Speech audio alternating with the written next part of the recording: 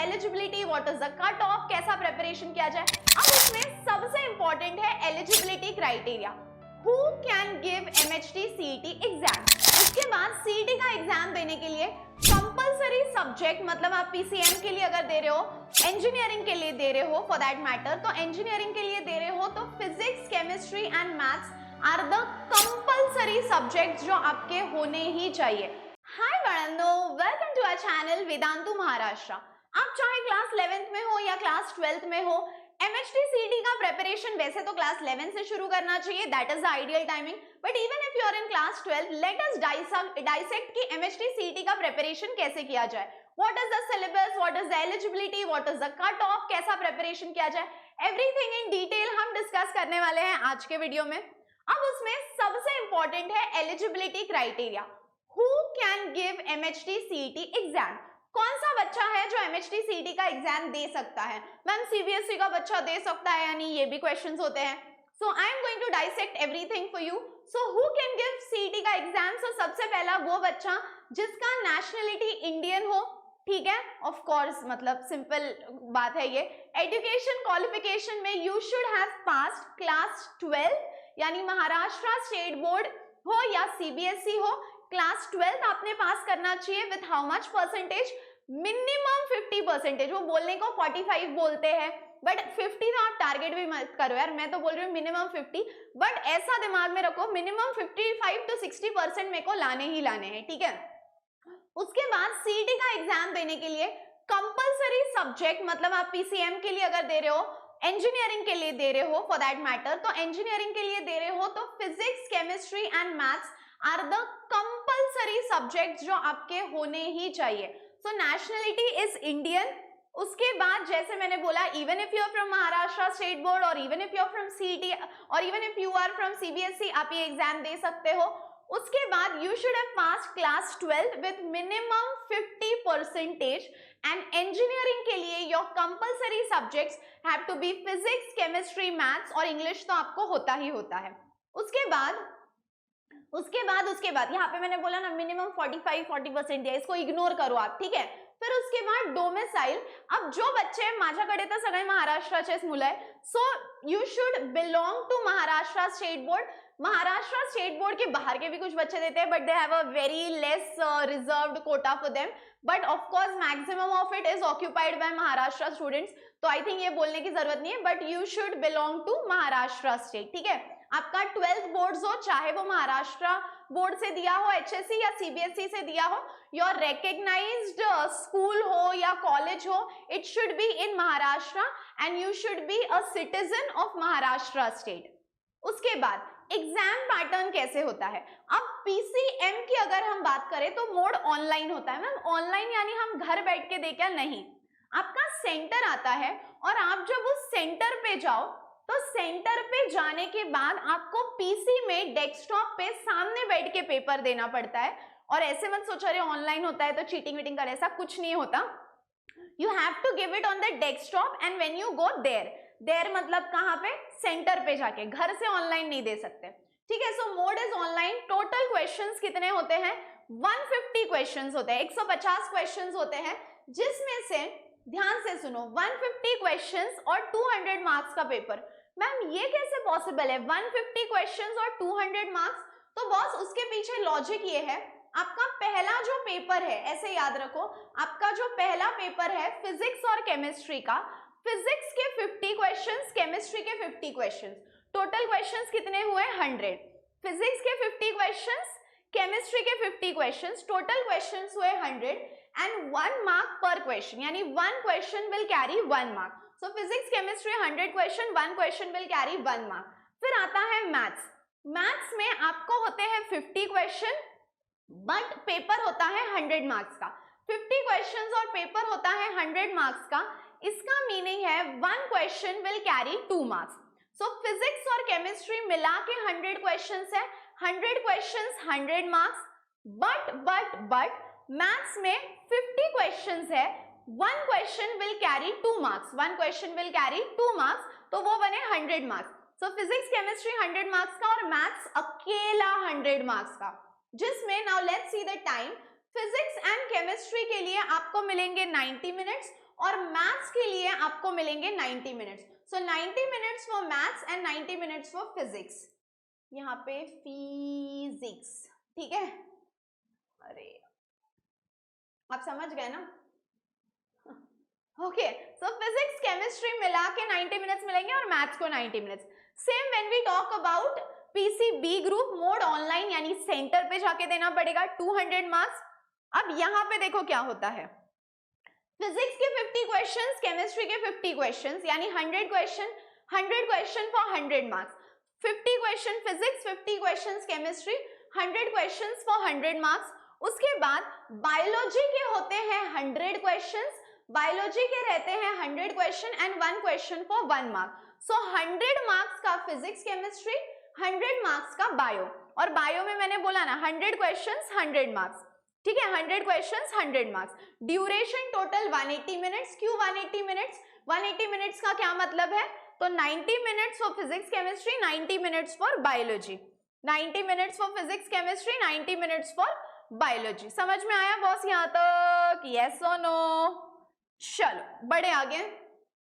उसके बाद now let's talk about the syllabus. अब बॉस सिलेबस में आपका जो 12th स्टैंडर्ड का सिलेबस है वो तो पूरा होने वाला है, एंटायर सिलेबस ऑफ क्लास 12. लेकिन 11th में के आपको सिर्फ 30 चैप्टर्स होंगे, ठीक है. 30 चैप्टर्स फिजिक्स के, 30 चैप्टर्स केमिस्ट्री के और 30 चैप्टर्स मैथ्स के. 30 नहीं, sorry 10 chapter physics, 10 chapters chemistry, 10 chapter maths. यानी आपको 11th के सिलेबस में से टोटल आने वाले हैं 30 क्वेश्चंस. टोटल आने वाले हैं 30 क्वेश्चंस. समझ में आया यहाँ तक? सो 10 chapters of physics, 10 chapters of chemistry and 10 chapters of maths. तो भले ही आपका 11th का सिलेबस बहुत वास्ट हो, बट आने वाले उसमें से 10-10 ही चैप्टर्स है. और 12th का तो पूरा महाराष्ट्र स्टेट बोर्ड का टेक्स्ट बुक ही है. अब कौन से चैप्टर्स 11th से आने वाले? तो 11th में से आपको आ सकता है मतलब ये आपके सिलेबस में दिया है. 11th स्टैंडर्ड में से 10 चैप्टर्स आने वाले हैं. तो फिजिक्स के कौन से 10 चैप्टर्स है? First is vectors, error analysis, motion in plane, laws of motion, gravitation, thermal properties of matter, sound, optics, electrostatics, semiconductor. My favourite was semiconductor. फिर केमिस्ट्री में some basics concepts of chemistry, structure of atom, chemical bonding, redox reaction, elements of group 1 and 2, states of matter, adsorption and colloids, hydrocarbon, basic principles of organic chemistry, chemistry in everyday life. ये 10 physics के, ये 10 chemistry के. अब mathematics देखो. Trigonometry, straight line, circle, probability, complex number, permutation and combination, functions, limits, continuity and conic section. और यहाँ से biomolecules, respiration and energy transfer, human nutrition, excretion and osmoregulation. Is it clear? Cut off. अभी cut off कभी भी एक final decide नहीं होता, वो तो ब्रांच टू ब्रांच डिफर करता है, ईयर टू ईयर डिफर करता है. जैसे this year for college of engineering Pune यानी COEP college, which is one of the best colleges in Maharashtra, उस कॉलेज का CS ब्रांच का कट ऑफ था this year it was 99.75. So every year the cut off will change और वो branches के लिए it is going to change. So not a single fixed score, it varies each year based on the number of applications and difficulty level of the paper. और आपके जो marks आते हैं, they are not marks, they are in the form of percentile. अब on the basis of percentile कैसे? जैसे अगर आपको 160 to 150 marks आते हैं तो 99.99 to 99.95 percentile. अगर 140 to 150 आते हैं तो 99.5 to 99.25 percentile. So it will differ. 160 to 150 के बीच में तो इतना आएगा, 150 to 140 के बीच में तो इतना आएगा. ओके फिर उसके बाद टॉप कॉलेजेस. अभी अगेन मैंने जैसे बोला कि हर कॉलेज जो है उसका हर ब्रांच का कट ऑफ अलग होता है. जैसे कंप्यूटर साइंस का अलग होगा, उसके बाद आप मैकेनिकल का अलग होगा, सिविल का अलग होगा, AI का अलग होगा. So every college will have a different cutoff for every branch. Okay, so top colleges कौन से हैं? अगर आप मेरे से पूछो, so my personal opinion is first one is COEP college, College of Engineering Pune. PICT college which is in Katraj, फिर उसके बाद आपका MIT का जो मेन कैंपस है दैट इज ऑल्सो गुड। अगर आप सिंहगढ़ कॉलेज की बात करो, उसका भी जो सिंहगढ़ के बहुत सारे ब्रांचेस है, बट आप मेन कैंपस की बात करो तो वहां पे भी प्लेसमेंट बहुत अच्छा है। एंड सबसे best college for girls in Maharashtra is Cummins college of engineering Pune. So that is about the top colleges of MHT CET in Maharashtra, and there are many other colleges, but ये तो मैंने बहुत few नाम्स लिए हैं which are very well recognized colleges, और यहाँ पे placements भी बहुत अच्छे होते हैं और कट ऑफ भी थोड़ा हाई होता ही है। So that is all। अच्छा, अब मैम उसके बाद क्या? तो आई थिंक ये तो बाद की प्रोसेस है, बट मैं अभी आपको बता देती हूँ। एक बार आपका रिजल्ट आ गया, यानी आपका परसेंटाइल आ गया, आपका पूरे महाराष्ट्र में रैंक आ गया, उसके बाद आपका सेंट्रलाइज्ड एडमिशन प्रोसेस यानी कैप राउंड शुरू हो जाता है। तो सेंट्रलाइज्ड एडमिशन प्रोसेस यानी कैप राउंड, तो ऐसे नहीं है कि आप कोई कॉलेज में गए, ये लो मेरे को यहाँ पे एडमिशन लेना है, नो। आपका जो इंजीनियरिंग का एडमिशन होगा, कौन से ब्रांच में होगा, कौन से कॉलेज में होगा, उधर का कट ऑफ क्या है, ये सारा प्रोसीजर सेंट्रलाइज्ड एडमिशन प्रोसेस यानी कैप राउंड थ्रू ही होता है। You can not just sit and से कि अरे मैं ना 12th होने के बाद कमिंस कॉलेज में एडमिशन लेने वाली हूँ, नहीं, वहां पे आपको एडमिशन मिलेगा कि नहीं, that will be decided on your percentile as well as on your rank.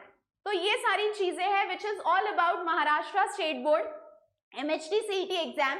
But बच्चों एक बात बहुत अच्छे से याद रखो कि ये जो MHT CET का एग्जाम है, this is a life changing exam. When I say this is a life changing exam, तो बॉस अगर आपको MHT CET में अच्छा मार्क्स मिलता है तो you will land in a good college. Good college में आपको मिलेगी बेस्ट फैकल्टी, सबसे इंपॉर्टेंट है कि पूरे महाराष्ट्र स्टेट का वहां पे क्रीम आएगा, यानी the people you will be around will be very good. आपको गाइडेंस बहुत अच्छा मिलेगा, आपको बहुत नई नई चीजें सीखने मिलेगी, एक्सप्लोर करने मिलेगा। And about all the placement, यानी जो कंपनीज इन बेस्ट कॉलेजेस में आती है, they are going to be amazing. आप ऐसे सोचो एज अ कंपनी का फाउंडर कि आप क्या चाहते हो कि मेरे कंपनी में जो एम्प्लॉयज आए they should be the best, और अगर मुझे बेस्ट एम्प्लॉय चाहिए तो वो मुझे बेस्ट कॉलेजेस में ही मिलेंगे।